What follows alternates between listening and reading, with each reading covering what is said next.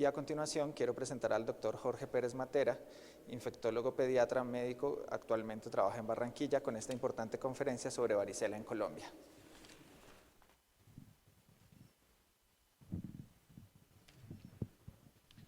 Bueno, muchas gracias por la invitación y realmente no es un placer, sino que es la oportunidad de habernos reencontrado después de 2 años y medio, 3, de no habernos visto. A los que nos conocíamos y a los más jóvenes, una oportunidad de estar juntos. Vamos a charlar en los próximos 20 minutos sobre el tema de varicela en Colombia, varicela en la época de que existe una vacuna ya implementada en nuestro país. Los temas que vamos a hablar, básicamente un poco de la epidemiología, recordarles a los más jóvenes las manifestaciones clínicas, sobre todo teniendo en cuenta aquellos pacientes que pueden estar vacunados y tener algunas formas de varicela, consideraciones especiales en huéspedes inmunocomprometidos, embarazadas, cómo es el diagnóstico, la forma de manejo y sobre todo hacer énfasis en la prevención. Recordar generalidades del virus, es un virus, el virus de la varicela zoster, que es de la familia Herpesviridae, su familia Alphaviridae y el género Variceliforme. Es un virus que es neurotrópico, es icosaédrico y básicamente es un virus de doble cadena de ADN. Es exclusivo del ser humano, es una enfermedad que no se da en ninguna otra especie y su forma de transmisión es básicamente a través de las secreciones respiratorias, orofaringias, pero también se puede transmitir a través de las secreciones que presentan las vesículas en los pacientes. Es altamente transmisible con una tasa de infección secundaria en el núcleo familiar que puede superar el 90% en la gran mayoría de las situaciones. Su periodo de incubación, recordar que es entre 10 y 21 días y que se puede hacer mucho más prolongado en aquellos pacientes que tienen algún tipo de inmunodeficiencia. La infección primaria por el virus de la varicela zoster es la varicela, después puede entrar en un periodo de latencia, que es donde se va a ubicar en los ganglios dorsales de las raíces medulares y también de algunos ganglios craneales extramedulares, que posteriormente, cuando se reactiva el virus, va a dar las diferentes formas o manifestaciones de herpes zoster, a lo que le llamamos también culebrilla. Con respecto a la epidemiología mundial, ¿qué ha pasado con la vacuna? Antes de la aprobación de la vacuna en países como Estados Unidos, que fue hecho en el año 1995, la varicela producía alrededor de 4 millones de casos por año, llevaba a hospitalizar a 11.000 personas y 100 muertes por cada año. Este es un trabajo donde se revisa la eficacia de la vacuna después de 5 años de haber implementado la vacunación en los Estados Unidos en 3 poblaciones diferentes. La conclusión que llegan en esos primeros 5 años, que hubo una reducción alrededor del 80%, en los 3 diferentes sitios iba entre el 71 y el 84% de reducción de la enfermedad. Y con respecto a la muerte, este trabajo que también fue publicado en los Estados Unidos 5 años después de haber introducido la vacuna, vemos que hay una significativa reducción de muertes por complicaciones de la varicela misma y también una reducción de aquellos pacientes que tenían alguna enfermedad de base que la varicela favoreció el fallecimiento de estos pacientes. ¿Qué es importante recordar acá? Miren que la vacunación que se hace básicamente en niños entre 1 y 5 años, cuando se hizo esa vacunación, no solamente se redujo la enfermedad y la muerte en estos pacientes, sino en otros grupos que no habían recibido vacunas, especialmente pacientes menores de 1 año de edad y adultos mayores de 50 años de edad que tampoco habían recibido. Por lo tanto, recordar que la vacuna de varicela tiene un importante efecto rebaño. ¿Qué pasa en nuestro país? En Colombia, la introducción de la vacuna se hizo en el año 2015. La varicela se caracteriza por hacer brotes periódicos cada 3 o cada 5 años y lo podemos ver en esta diapositiva. Entre el año 2009 y 2013 hubo un ciclo de 5 años, 3 años donde hubo incremento de los casos y posteriormente hubo aquí, este incremento de los casos acá y posteriormente un descenso de los casos dando un periodo de 5 años. Aquí posteriormente se hizo la introducción de la vacuna y vemos cómo progresivamente empezaron a reducirse los casos.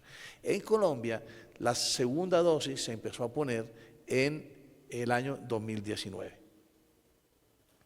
Se calcula que en el año 2019 fue el año en que más casos hubo, produciéndose 121.000 casos de varicela en nuestro país.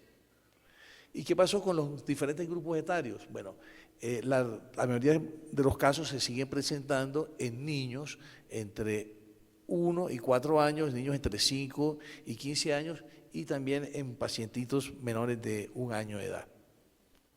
Aquí está la característica, los grupos poblacionales que más casos tienen. Esto, para el año 2019, vemos que predominaban los casos en niños entre 5 y 9 años y después los niños entre 1 y 4 años, que eran los que ya se estaban siendo vacunados, y después los pacientes entre 10 y 14 años, empezando a reducirse posteriormente en el resto de grupos etarios. Con respecto a la hospitalización y por varicela, vemos que la tasa de hospitalización es aproximadamente 1.5 casos por cada 100.000 habitantes en Colombia y se mantuvo de una forma constante a través del tiempo. La letalidad en nuestro caso en nuestro país es de 29-30 casos por cada 100.000 habitantes y si lo vemos por grupos etarios, la letalidad es de 3 por cada 100.000 habitantes en la población pediátrica, menores de 1 año y de 1 a 4 años. Después empieza un descenso progresivo de esa letalidad. Estos pacientes que fallecen habitualmente no tienen ningún factor de riesgo especial. Es como lo decía Pío, que pasa con influenza. Son niños normales, inmunocompetentes. Lo que pasa es que la varicela es una enfermedad potencialmente letal por las complicaciones que pueden tener. Esta es la vigilancia epidemiológica que ocurrió entre el 2011 y 2021. Se introdujo la vacuna, aquí, esto es antes de la vacunación, en el año 2015 se introdujo la vacuna,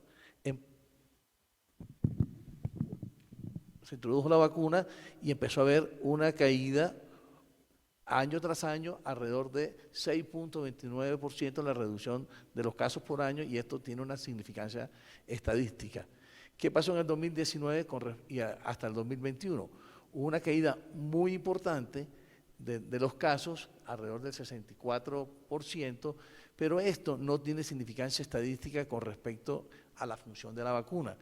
Lo que pasó aquí vino la pandemia, hubo aislamiento, los niños no van al colegio, por lo tanto, eso es la explicación por qué se produjo esa disminución tan importante. Y con respecto a los pacientes o la mayor grupos poblacionales que tienen la infección, siguen siendo los niños entre 1 y 4 años de edad los que más número de casos presentan. Igualmente, las hospitalizaciones ocurren principalmente en ese grupo etario.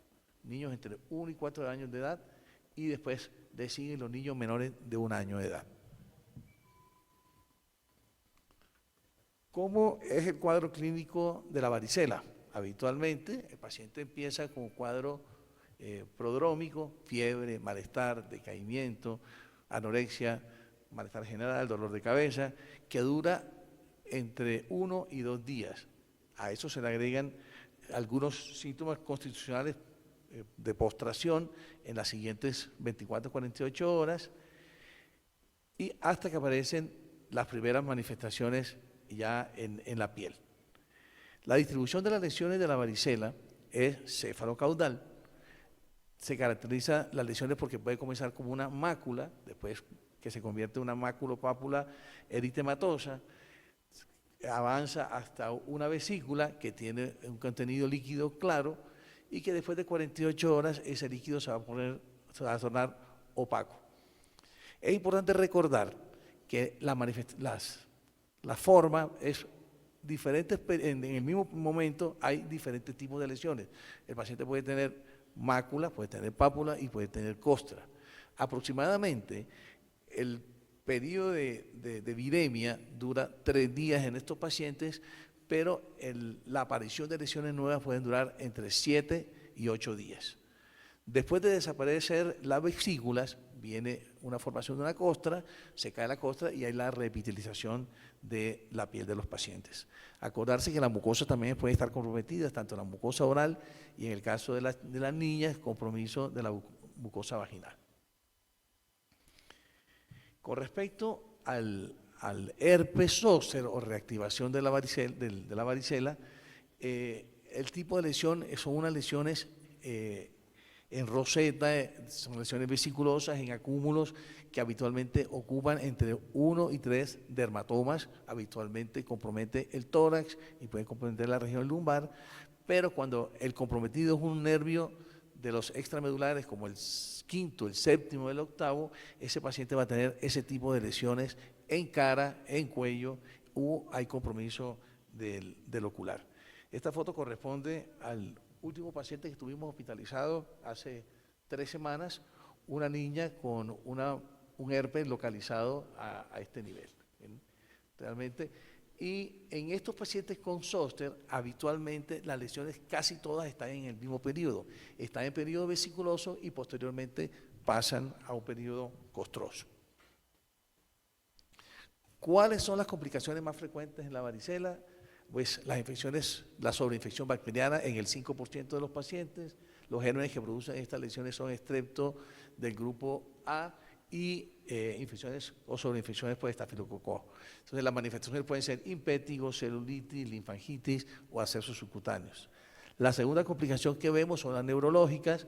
El paciente puede ser una encefalitis por la varicela o el paciente puede ser una ataxia, que es un trastorno ahí en la marcha, nistagmus, disartria, que habitualmente es más tardía y puede ser inclusive post-varicelosa.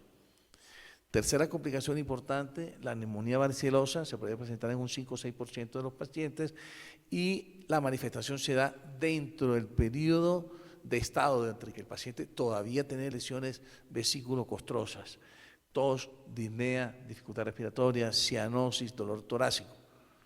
Otras complicaciones menos frecuentes, pero no menos importantes, podemos tener hepatitis varicelosa, podemos tener formas hemorrágicas de la enfermedad, podemos tener alteraciones hematológicas como neutropenia y compromiso renal. Pacientes pueden hacer un síndrome nefrítico secundario a la nefritis que pueden hacer estos pacientes. Para los que vemos pediatría, es importante recordar que existe el síndrome de varicela congénita. Se presenta básicamente en aquellas mujeres que cursan su primoinfección durante las primeras 20 semanas del embarazo, se presenta en el 2% o menos de las mujeres embarazadas que hacen la primera infección.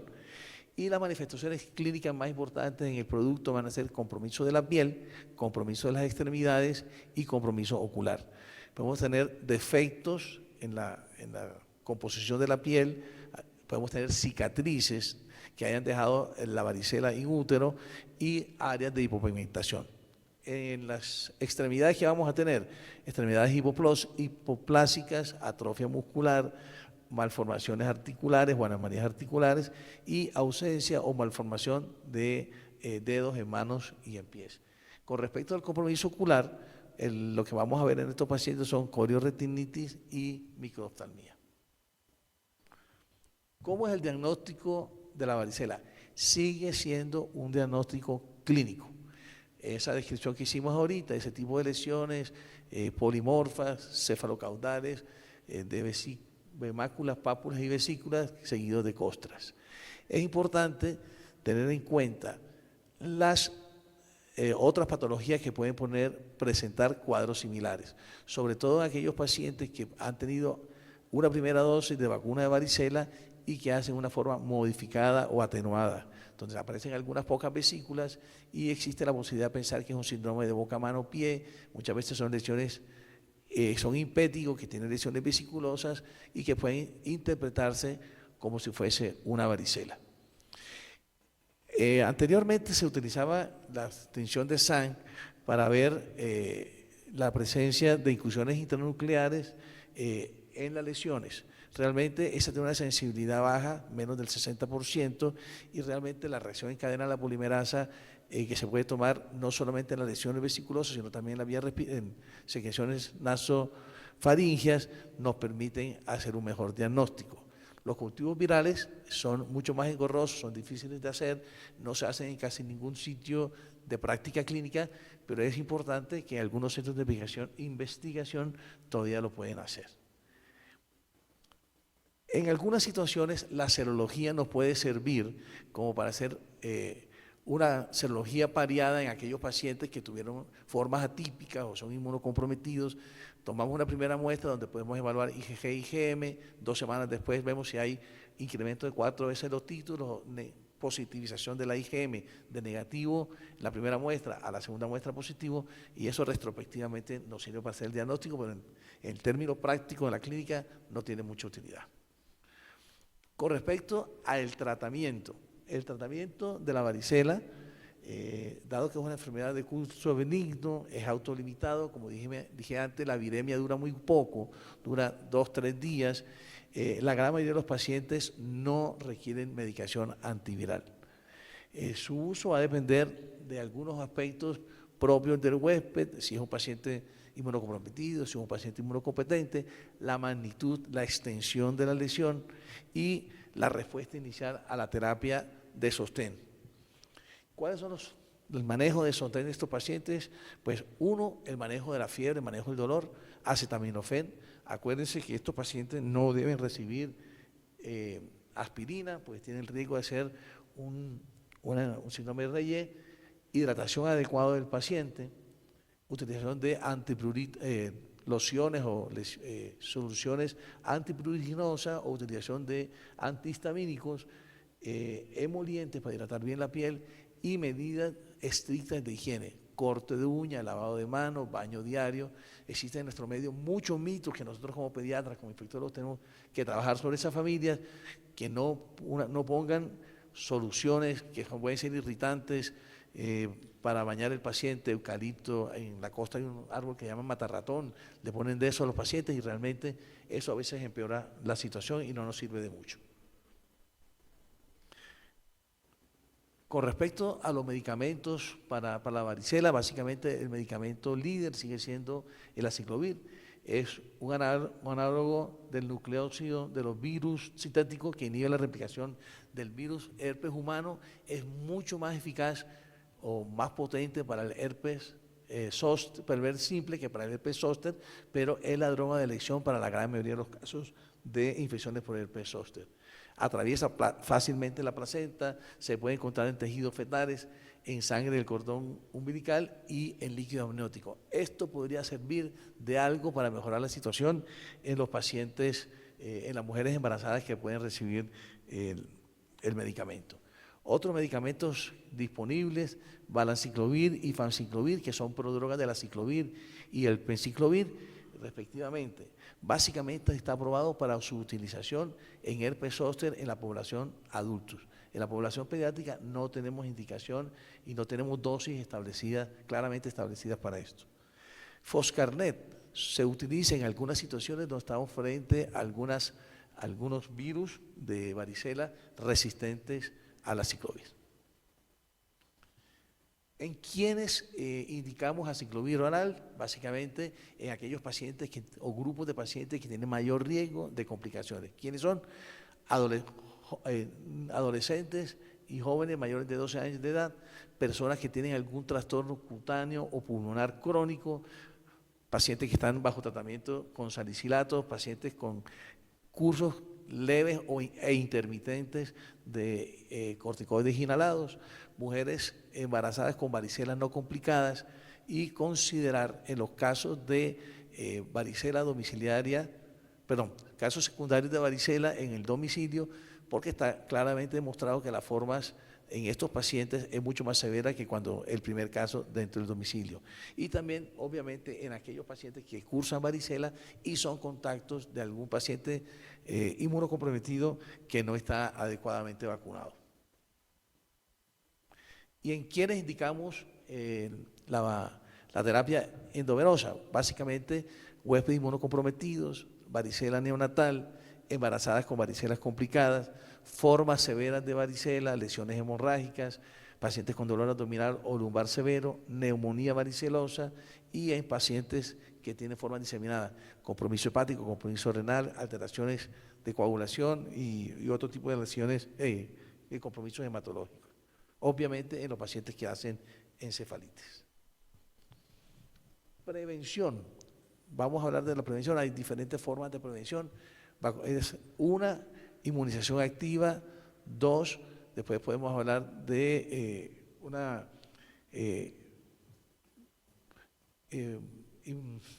profilaxis post-exposición o utilizar inmunoglobulina específica para varicela y en algunos casos utilizar aciclovir. ¿Qué existe de vacuna contra la varicela? Bueno, existen básicamente las vacunas vivas atenuadas derivadas de la cepa OCA, que tienen dos formas de presentación. Hay una que viene unido a sarampión, papera, rubiola, y la vacuna que viene monovalente, es única, solamente contiene varicela. Y con respecto al herpes zóster que tenemos, bueno, existe una vacuna de herpes zóster derivado también de la cepa OCA, que tiene mucho mayor concentración de unidades formadoras de colonia versus las vacunas que utilizamos en la población pediátrica. Y existe una segunda vacuna, la vacuna recombinante para herpes, está hecha de una glicoproteína, la E del virus de la varicela, unido al AS01 como transportador y ayudante que y se está utilizando básicamente en huéspedes inmunocomprometidos. Esta vacuna inicialmente se utilizó solamente en pacientes adultos mayores de 50 años. Desde el año 2021 se aprobó su utilización a partir de los 19 años de edad. Huéspedes inmunocomprometidos que hayan tenido varicela previa, se le indica la utilización de la vacuna recombinante. Son 2 dosis de vacuna con un intervalo mínimo de 1 mes. Habitualmente se pone entre 2 y 6 meses de intervalo entre la primera y la segunda dosis. Situaciones especiales de la vacunación de varicela en pediatría y en otros huéspedes inmunocomprometidos. Uno, como premisa, no se utiliza esta vacuna en huéspedes inmunocomprometidos con inmunocompromiso severo, sobre todo aquellos pacientes que tienen compromiso de linfocitos T o combinada severa. Solo se administra la vacuna monovalentes, no debe utilizarse en la vacuna de sarampión, papera, rubiola y de varicela. ¿Qué pasa con los pacientes que han tenido una enfermedad maligna y termina su tratamiento? ¿Cuándo se le puede poner la vacuna? Habitualmente 3 meses de remisión de la vacuna, de la enfermedad, se puede hacer la aplicación de la vacuna. En los huéspedes VIH, si el paciente tiene un recuento de CD4 por encima de 15%, se le puede poner la vacuna, o aquellos niños que tienen recuento CD4 por encima de 200. Pacientes trasplantados, por lo menos 24 horas después de 24 meses de haber terminado el trasplante. Vamos a ver, ¿y cuál ha sido la eficacia de esta vacuna? Que ya me quedan un par de minuticos. En los pacientes VIH. La eficacia de la vacuna en los pacientes VIH es buena, es un 82% con la primera dosis, y para las formas moderadas, y un 100% de eficacia contra las formas severas y contra el herpes zóster. Esta es la vacuna recombinante que se puede utilizar para zóster y donde está aprobado a partir de los 19 años de edad. Existen nuevas vacunas en desarrollo para la varicela, buscando que no sean trópicas por el sistema nervioso central y que no sean trópicas no tengan trofismo por la piel, para que así disminuya el riesgo de que el paciente, después de recibir la vacuna, haga un herpes zóster. ¿Qué pasa con la profilaxis post-exposición? Cuando un paciente se ha expuesto a la varicela, ¿cuáles serían las situaciones? Aquel paciente que no está adecuadamente vacunado. Se puede utilizar vacuna entre los 3 y 5 días de exposición a la varicela si el paciente no tiene contraindicación de ponerse la vacuna. Si el paciente tiene algún tipo de inmunocompromiso. Una embarazada se puede utilizar inmunoglobulina específica para la varicela, y o si no, si el paciente no se puede poner inmunoglobulina y no tiene indicación de la varicela o no hay disponibilidad de la vacuna de la varicela, utilizamos en estos pacientes aciclovir o valanciclovir en los pacientes más grandes. Entonces, pues, ¿cómo es la eficacia de esta profilaxis por exposición? Entre un 70 y 90% para disminuir las formas graves. ¿En quién se pueden poner? Pacientes mayores de 12 meses de edad, mujeres que no estén embarazadas, que no estén inmunosuprimidos y que no tengan reacción, que no haya una reacción grave a la vacunación anterior. Y bueno, ya habíamos hablado en quiénes son los pacientes que se pueden poner a hacer profilaxis con medicamentos, y estas son las indicaciones de la inmunoglobulina varicelosa intramuscular: inmunocomprometidos, mujeres embarazadas, hijo de madre con varicela, que adquiere la varicela desde 5 días antes a 2 días después del nacimiento, aquellos recién nacidos hospitalizados en mayores de 28 semanas de gestación, prematuros, que se desconoce el estado inmunitario de la madre, o aquellos recién nacidos pretérminos menores de 28 semanas que pesan menos de 1000 gramos, independientemente de que la madre tenga suficiente protección o haya tenido cursado con varicela alguna vez en su vida. ¿Cuándo se pone? Habitualmente los primeros 5 días, pero se puede extender hasta los 10 días. Y acuérdense que estos pacientes tienen que tener aislamiento tanto en casa como aquellos pacientes que están hospitalizados. No solamente con varicela, sino también pacientes que tienen infección por herpes zóster. Cuando tienen las manifestaciones zóster diseminado, que no se puede cubrir la herida, no se puede cubrir la lesión, esos pacientes requieren hospitalización. Si la lesión se puede cubrir, pues no requiere ningún tipo de hospitalización. Listo, muchas gracias.